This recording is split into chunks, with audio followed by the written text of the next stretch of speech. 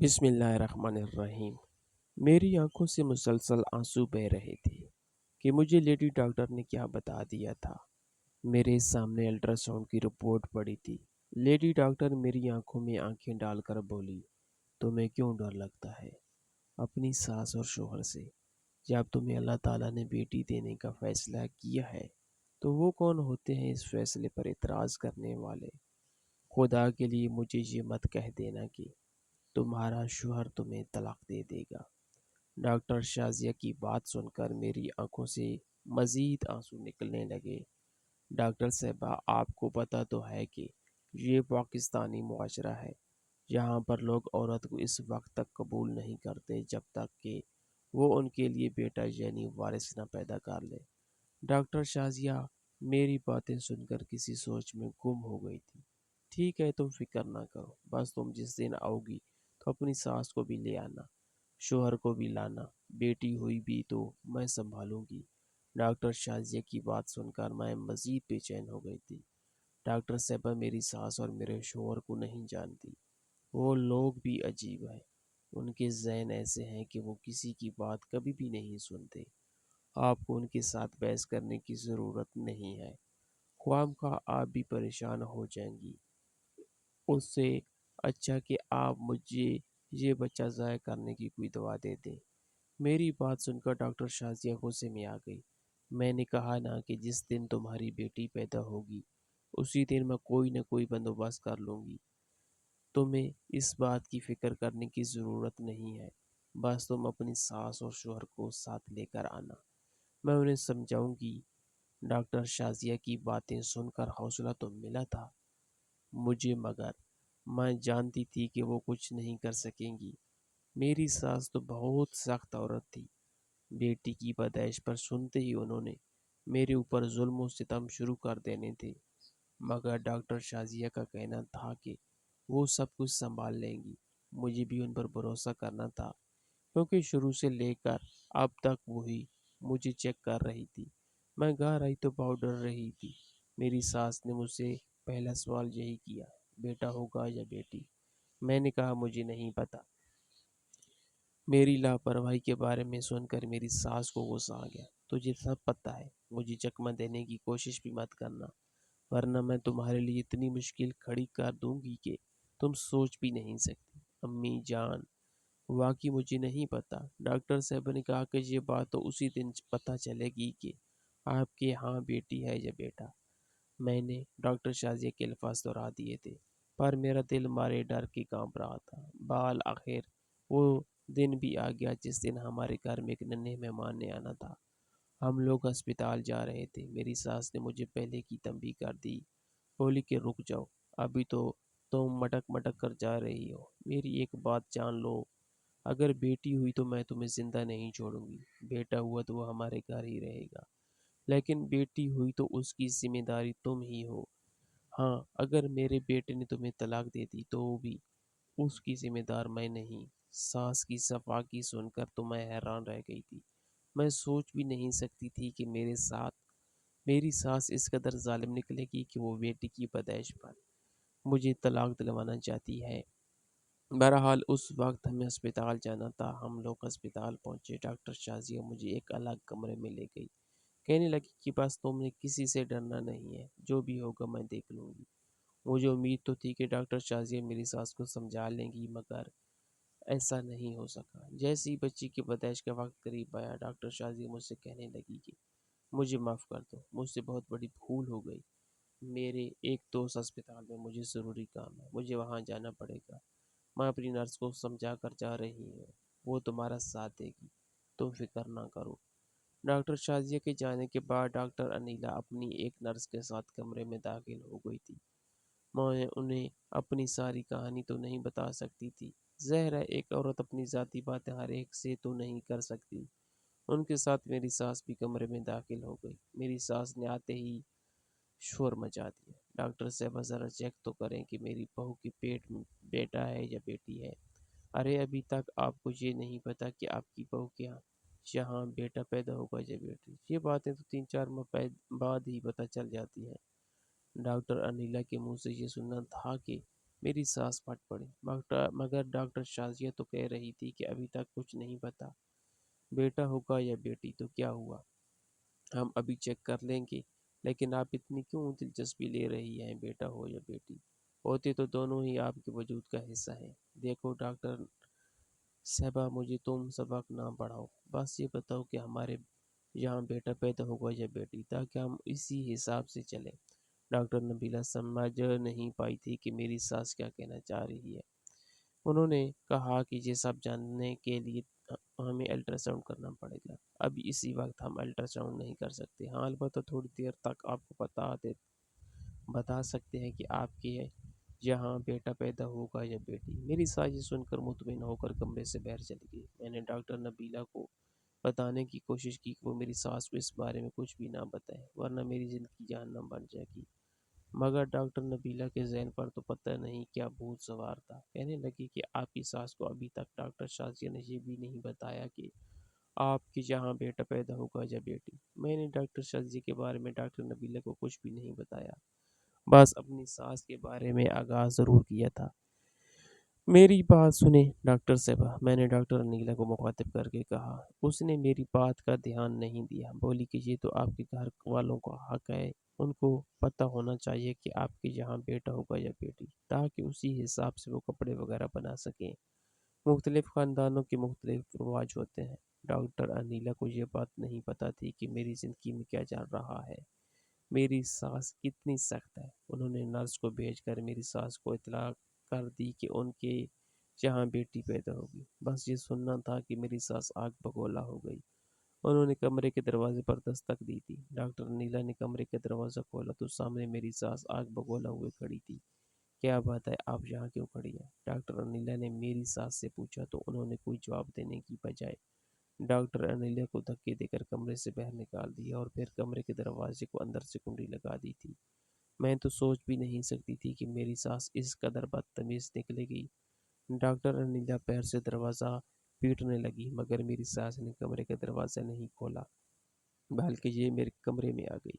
میں اپنی ساس کو دیکھ کر حیران ہی رہ گئی تھی، کیونکہ ساس کے ہاتھ میں موٹی موٹی رسیاں تھیں، جنہیں دیکھ کر ایسا لگا تھا کہ آج یہ مجھے باندھ کر کسی نالے میں پھینک دے گی۔ یہ وہی ہے جو تمہاری بیٹی کے اس دنیا میں آنے کا علاج کرے گا۔ میری ساس نے یہ کہہ کر میرے وجود کو رسیوں سے باندھنا شروع کر دیا۔ اس وقت تو انسان بہت نازک صورت حال سے گزر رہا ہوتا ہے۔ میں نے اپنی ساس کے سامنے چیخنا چلانا شروع کر دیا، مگر انہوں نے اس بات کی کوئی پرواہ نہیں کی کہ ان کا یہ عمل مجھے کتنی زیادہ تکلیف میں مبتلا کر رہا ہے۔ میں روتی رہی، چیختی چلاتی رہی، مگر میری ساس نے میرے کوئی بات نہیں سنی۔ پتہ نہیں 2 منٹ ہی گزرے ہوں گے کہ میری آنکھوں کے آگے اندھیرا چھا گیا، کیونکہ میری ساس نے زور سے میری ٹانگ پر ضرب لگائی تھی۔ ایسا لگتا تھا جیسے میری ساس مجھے جان سے ہی مارنا چاہتی ہے، اور آخر وہ ایسا ہی کیوں کر رہی تھی؟ اگر بیٹی پیدا ہوتی اور انہیں بیٹی کو نہ رکھنا ہوتا تو وہ مجھے میرے گھر جانے دیتی۔ اس میں اتنا تشدد کرنے والی کون سی بات تھی؟ مگر اب تو میرے ذہن پر اندھیرا چھا چکا تھا، مجھے کچھ نہیں پتا کیا ہوا۔ تھوڑی دیر کے بعد مجھے افسوس محسوس ہوا، جیسے کوئی تیز دھار والی سوئی میرے وجود میں چبھی جا رہی ہو۔ میں چپ چاپ لیٹی ہی رہی تھی، کیونکہ میرا ذہن سن ہو چکا تھا۔ میں چاہ کر بھی اپنے ہاتھ پاؤں نہیں ہلا سکتی تھی۔ انجیکشن لگتے ہی میرے درد میں کمی سی محسوس ہونے لگی تھی۔ میرا ذہن اسی تاریکی میں ڈوبا ہوا تھا، آنکھیں بھی بند تھی۔ مجھے اپنے وجود پر چلتی پھرتی چیزیں محسوس ہونے لگی۔ ایسا لگ رہا تھا کہ پورے جسم میں چونٹیاں رینگ رہی ہیں۔ میں چیخنا چلانا چاہ رہی تھی، مگر میں ایسا نہیں کر سکی۔ میری ساس نے مجھے سختی سے جکڑ دیا تھا، اور شاید ابھی تک میرے ذہن میں اسی جکڑن کا اثر تھا۔ مجھے سمجھ نہیں آ رہا تھا کہ کیا ہوا۔ تبھی میرے کانوں میں شور کی آواز پڑنے لگی۔ مجھے کسی بچے کی رونے کی آواز سنائی دی۔ میری دل کی دھڑکن تیز ہو گئی۔ بچے کے رونے کی آواز کا مطلب یہ تھا کہ ہماری اولاد اس دنیا میں آ چکی ہے۔ مجھے اپنے شوہر اپنی ساس کو دیکھنے کا شوق تھا کہ وہ کیسا محسوس کر رہے ہیں، کیونکہ جب کچھ دیر پہلے میری آنکھیں بند ہوئی تھی تب میری ساس مجھے رسیوں سے جکڑ رہی تھی۔ میرے رونے پیٹنے کا بھی ان پر کوئی اثر نہیں ہوا تھا۔ میں تو کہتی رہ گئی تھی کہ امی جان ایسا نہ کرے، یہ دن میرے ساتھ بدلہ اتارنے کا نہیں، مگر میری ساس نے میری ایک نہ سنی تھی۔ بالآخر اس نے مجھے ایک ہی ضرب لگائی تھی، جس کے بعد بے ہوش ہو گئی تھی۔ جب کہ میری آنکھیں کھلی تو ایک بچی کی ننھی سی آواز تھی جو میرے کانوں میں پڑی۔ مجھے ایسا لگا جیسے مجھے جنت مل گئی ہو۔ میں نے آنکھیں کھولنے کی کوشش کی، مجھے ایسا لگا جیسے میری آنکھوں پر پٹی باندھی گئی ہو۔ میں نے ہاتھ ہلا کر نرس کو وہ پٹی کھولنے کا اشارہ کیا۔ میں ابھی منہ سے بھی بول سکتی تھی۔ میری نرس نے جیسے ہی میری آنکھوں سے پٹی ہٹائی تو سامنے ایک منظر دیکھ کر مجھے اپنی آنکھوں پر یقین نہیں آیا۔ ایسا لگا جیسے میں کوئی خواب دیکھ رہی ہوں۔ مجھے یقین نہیں آ رہا تھا کہ یہ سب کیا ہو گیا ہے۔ میری سانس ابھی بھی پرسکون بیٹھی تھی، مگر اگلے لمحے مجھے مزید حیران کر دیا۔ میری سانس کی آواز آئی، آواز میں نہ کوئی غصہ تھا نہ ہی کوئی حقارت۔ میری سانس تو خوشی سے پھولے نہ سما رہی تھی۔ ارے بیٹی، تم نے اتنی بڑی بات مجھ سے کیوں چھپائی؟ مجھے پہلے بتا دیتی، میں غصہ نہ کرتی، خواہ کا ہی تم پر غصہ کرتی رہی، تکلیف دیتی رہی۔ دیکھو نا مجھے، تم نے اتنی بڑی خوشی چھپائی۔ بیٹی، تمہاری سانس آگے بڑھ کر میرا ہاتھ چومنے لگی تھی تو مجھے ان پر حیرت ہونے لگی۔ مجھے تو یقین نہیں آ رہا تھا کہ میری سانس میرے ساتھ اتنا اچھا رویہ اختیار کر رہی ہے۔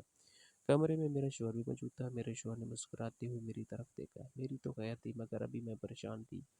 تمہیں تو پتہ ہے نا ثانیہ، کسی امی سے کتنا پیار کرتا ہوں، ان کی بات نہیں ٹال سکتا۔ میں اپنے شوہر کا بھی بدلا ہوا رنگ دیکھ کر حیران ہو گئی تھی کہ یہ لوگ کیسے پال بھر میں بدل گئے۔ کہاں میری سانس مجھے مارنے چلی تھی اور اس وقت تو کمرہ بھی بند تھا۔ مجھے تو یہ بھی یقین نہیں تھا کہ ڈاکٹر انیلا واپس آ کر مجھے بچا پائیں گی۔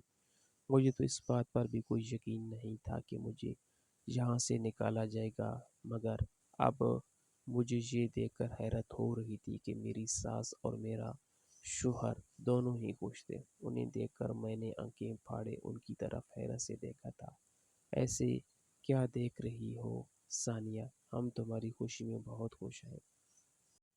تم نے ہمیں اس گھر کا وارث دیا ہے۔ یہ سننا تھا کہ میرے قدموں تلے سے زمین ہی نکل گئی۔ گھر کا وارث، مگر میری یہاں تو بیٹی پیدا ہونے والی تھی۔ میں نے اپنی ساس کو اس بات کا یقین تو نہیں دلایا تھا، مگر ڈاکٹر شاہ جی نے دوبارہ الٹرا ساؤنڈ کیا تھا۔ دونوں ہی بار انہوں نے اس بات کی تصدیق کی تھی کہ میرے یہاں بیٹا نہیں بلکہ بیٹی پیدا ہوگی، اور اب یہ بیٹا پیدا ہو گیا۔ یہ بات بڑی حیران کر دینے والی تھی۔ میں نے ڈاکٹر نیلا کی طرف دیکھا تو وہ بھی خوشی سے مجھے بتا رہی تھی کہ ہاں، تمہارے ہاں بیٹا پیدا ہوا ہے۔ تمہاری زندگی میں شاید ایک یہی کمی رہ گئی تھی۔ تمہیں بہت بہت مبارک ہو بیٹے کی۔ اب تمہارا خاندان مکمل ہے۔ ڈاکٹر نیلا تو مجھے یہ بات خوشی سے بتا رہی تھی، مگر مجھے چین نہیں آ رہا تھا۔ میرے یہاں بیٹا پیدا ہی ہو نہیں سکتا تھا، کیونکہ ایک تو ساری علامات بیٹی والی تھیں، اور دوسرا یہ کہ ڈاکٹر شازیہ بھی بار میرا الٹرا ساؤنڈ کر کے دیکھ چکی تھی۔ انہوں نے مجھے کہا تھا کہ تمہارے ہاں بیٹا پیدا نہیں ہو سکتا، اور اب تو تمہارے مہینے بھی کافی زیادہ گزر گئے، اس بچے کو تم ضائع بھی نہیں کر سکتی، سو تمہیں یہ بیٹی پیدا کرنا ہوگی۔ مجھے ڈاکٹر شازیہ کی باتیں یاد آ رہی تھی۔ اس سے پہلے کہ میں مزید حیران ہوتی، لیبر روم میں بیٹھے ایک آدمی پر میری نظر پڑی۔ یہ عجیب و غریب شخص تھا۔ اس کے بال اور داڑھی بڑے ہوئے تھے، آنکھوں میں کاجل تھا، کالے رنگ کے کپڑے پہن کر یہ سائڈ پر بیٹھا تھا جیسے اس ماحول سے کوئی لینا دینا ہی نہیں، مگر اس کی نظریں مجھ پر تھی۔ وہ آدمی جس نظر سے مجھے دیکھ رہا تھا، ایسا لگتا کہ مجھے وہ پہلے بھی جانتا ہے۔ میں نے اسے پوچھنے کی کوشش کی، اپنے ذہن پر بہت زور ڈالا، مگر مجھے یاد نہیں آیا کہ میں نے اسے کہاں دیکھا۔ اس کی آنکھوں سے شناسی جھلک رہی تھی، مگر باقی اس کا انداز بے قانون جیسا تھا۔ لگتا تھا جیسے وہ اس لیبر روم میں کافی دیر سے بیٹھا ہوا ہے۔ مجھے حیرت اس لیے بھی ہوئی تھی کہ لیبر روم میں کسی باہر کے مرد کو آنے کی اجازت نہیں ہوتی، مگر اس کے باوجود یہ آدمی یہاں پر سکون انداز میں بیٹھا ادھر ادھر کا جیسا لے رہا تھا۔ اس آدمی سے میں نے پوچھا کہ تم کون ہو؟ کمرے میں میری ساس اور شوہر بولنے کی آوازیں آ رہی تھی، مگر میرا ذہن سارا اس آدمی کی طرف تھا۔ وہ بھی مجھے غور سے دیکھ رہا تھا۔ پھر اس نے مجھے ہاتھ سے کچھ اشارہ کیا جس کی مجھے سمجھ نہیں ہے۔ میں سوچنے لگی کہ مجھے کیا کہہ رہا ہے، مگر مجھے کوئی بات اس وقت سمجھ نہیں آ رہی تھی۔ ہاتھ کے اشارے سے شاید وہ مجھے ملنے کا کہہ رہا تھا، لیکن میں اسے کیسے مل سکتی تھی جبکہ نہ ہی میں اسے جانتی تھی، اور ویسے بھی میری ساس اور میرے شوہر میرے ساتھ ہیں۔ اگر میں دل سے یہ چاہتی کہ میں اس آدمی سے بات کروں تو بھی نہیں کر سکتی تھی۔ وہ آدمی بہت ہی اجنبی سا لگ رہا تھا، مگر اس کے ملنے کے کہنے کا مطلب کیا تھا، یہ بات مجھے سمجھ نہیں آ رہی تھی۔ بیٹی پیدا ہونے کی بجائے بیٹا پیدا ہو گیا۔ میں اس الجھن سے ابھی نہیں نکلی تھی کہ اس آدمی نے میرے ذہن کو مزید مفلوج کر دیا تھا۔ میں سوچنے لگی کہ اب کیا ہوگا، میں گھر جاؤں یا نہ ہو، کہ یہ آدمی پیچھے آ جائے، اور ویسے بھی مجھے نرس سے پوچھنا ہے کہ یہ کون ہے۔ تھوڑی ہی دیر کے بعد ڈاکٹر نیلا کے ساتھ ان کی نرس اندر آئی۔ میں نے اسے اشارے سے پوچھا کہ یہ آدمی کون ہے۔ نرس نے بھی لا علمی کا اظہار کر دیا، مگر اس کے انداز سے لگ رہا تھا کہ وہ یہ بات میری ساس اور میرے شوہر سے چھپانا چاہ رہی ہے۔ میں بھی نہیں سمجھتی تھی کہ وہ آدمی یہاں کتنی دیر سے بیٹھا ہے اور کیوں بیٹھا ہے۔ بہرحال میری ساس نے کہا کہ اب مجھے گھر جانا ہے، تمہارے ساتھ آ کر میری بیٹی سب کیا رکے گی اور تم یہاں ہی پر رہو۔ ایسا نہ ہو کہ تمہیں کسی چیز کی ضرورت ہو اور وہ گھر میں موجود نہ ہو۔ کچھ دن ہسپتال میں رہنا مناسب رہے گا۔ میری ساس کا رویہ بدل چکا تھا۔ ان کی باتیں بہت ہی میٹھی ہو چکی تھیں، مگر ابھی تک مجھے نہ ہی ان پر یقین آیا تھا اور نہ ہی اس بات پر کہ میرے ہاں بیٹا پیدا ہو گیا ہے۔ میرے دل میں بہت سارے وسوسے اور وہم تھے جنہیں چاہ کر بھی اپنے ذہن سے جھٹک نہیں پا رہی تھی۔ اتنے میں میری ساس نے کہا کہ میں جا رہی ہوں، تم اپنا خیال رکھنا۔ میں نے دیکھا کہ میرا شوہر بھی وہاں سے جا ہی رہا تھا، مگر وہ آدمی ادھر ہی بیٹھا ہوا تھا۔ جب اسے یہ لگنے لگا کہ شاید میرے شوہر کی نظر اس پر پڑے تو وہ اپنا ایک پردہ آگے کر کے بیٹھ گیا تھا، یعنی اب وہ ایک پردے کے پیچھے چھپ گیا تھا، مگر تھا وہ اس کمرے میں ہی۔ مجھے ڈر لگنے لگا تھا۔ میں اپنے شوہر کے ہوتے یہ بھی نہیں کہہ سکتی تھی کہ یہ آدمی مجھے دیکھ رہا ہے۔ اب اس کے جانے کے بعد مجھے فکر پڑی تھی، یہ آدمی اگر جہاں میرے ساتھ اکیلے کمرے میں ہوا تو یہ پتہ نہیں کیا کیا ہو جائے گا۔ بس میری زبان نہ کھول سکے، میرا شوہر وہاں سے چلا گیا۔ اب میرا دل زور زور سے دھڑک رہا تھا، کیونکہ مجھے اس آدمی سے سخت خوف محسوس ہو رہا تھا۔ ایک تو اس کا حلیہ ہی آوارہ تھا، بڑے ہوئے بال، گنی داڑھی سے دیکھ کر مجھے پہلے ہی ڈر لگ رہا تھا۔ سب کے کمرے سے جانے کے بعد وہ پردے کے پیچھے سے نکل آیا، میرے سامنے کھڑا ہو گیا۔ تم نے مجھے پہچانا نہیں؟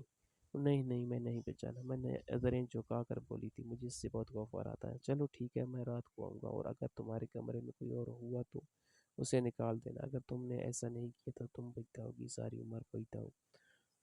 اپنی اولاد سے کبھی نہیں مل پاؤ گی، نہ ہی اپنی زندگی اچھے سے گزار سکو گی۔ میں جو تمہیں کہہ رہا ہوں اس پر عمل کرنا۔ تمہاری ساس تمہارے کمرے میں آئی ہے، تمہارا شوہر ہے، تو انہیں کہہ دینا کہ میں اکیلی رہا لوں گی۔ تمہیں نیند نہیں آئی؟ یہاں کے وہ لوگ کمرے سے باہر چلے جائیں، میں آؤں گا تو مجھے یہ کمرہ خالی چاہیے۔ وہ آدمی ایسے مجھ پر حق جتا رہا تھا جیسے وہ ہی میرا شوہر ہو۔ جاتے جاتے اس نے ایک ایسی بات کہہ دی جو کہ مجھے بے چین کر رہی تھی، بلکہ ذہن کو ہلا رہی تھی۔ مجھے لگ رہا تھا جیسے میں ابھی تڑپ تڑپ کر مر جاؤں گی۔ کہنے لگا کہ جو آدمی یہاں پر موجود تھا وہ تمہارا شوہر نہیں تھا، تم اپنی زندگی میں ہی خوش فہمی میں گزار رہی ہو۔ اگر تمہیں سچ جاننا ہے تو میں رات کو آ جاؤں گا، تم سب کو کمرے سے باہر نکال دینا۔ اس آدمی کی باتیں سن کر خوف کے مارے تھر تھر کانپنے لگی۔ اس کے جانے کے بعد بھی مجھے چین نہیں آیا۔ پھر میری نظر اپنے بچے پر پڑی جو کہ میرے پہلو میں چھوٹے سے کمبل میں لپیٹ کر رکھا گیا تھا۔ اسے دیکھ کر مجھے یقین نہیں ہو رہا تھا کہ جو کچھ دیکھ رہی ہوں وہ سچ ہے، حقیقت پر مبنی ہے، کیونکہ بچے کی آنکھیں بھورے رنگ کی تھی جبکہ میرے اور میرے شوہر کی آنکھیں کالے رنگ کی تھی۔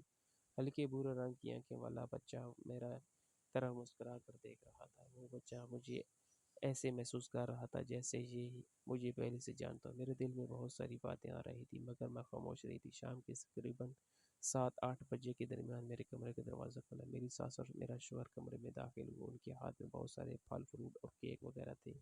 یہ لوگ میرے لیے بہت ساری چیزیں لے کر آئے تھے۔ میں نے پہلے ہی طبیعت کی خرابی کا بہانہ کر دیا۔ ساس سے کہا کہ میری طبیعت ٹھیک نہیں ہے، میرا آرام کرنے کا جی چاہ رہا ہے، اب لوگ پھل فروٹ رکھ کر جہاں سے چلے جائیں۔ میری ساس میری کسی بھی بات کا وہ برا نہیں مان رہی تھی، اور اس وقت وہ بہت زیادہ خوش لگ رہی تھی، اس لیے انہوں نے مجھے اپنے ہاتھ سے کیک وغیرہ کھلائے اور کہنے لگی کہ اب میں جا رہی ہوں، تم کو اپنا خیال رکھنا ہوگا۔ ڈاکٹر شازیہ بھی آ گئی اور وہ پوچھ رہی تھی کہ تمہاری بیٹی کہاں؟